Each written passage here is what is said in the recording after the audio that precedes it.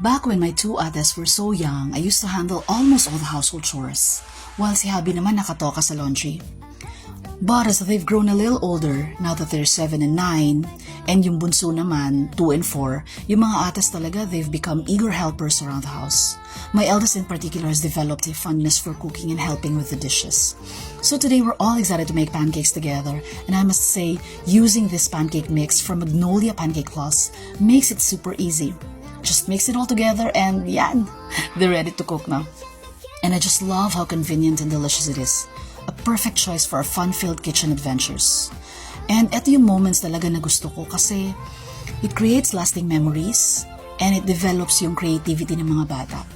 Connecting with my daughters through cooking not only teaches them important life skills, but at the same time, it strengthens our bond as a family.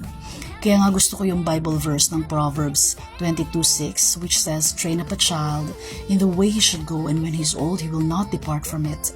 Kasi it's a beautiful reminder of the significance of nurturing and guiding our children as they grow. So moms, let's cherish these precious moments together, making pancakes and building memories that will surely last forever.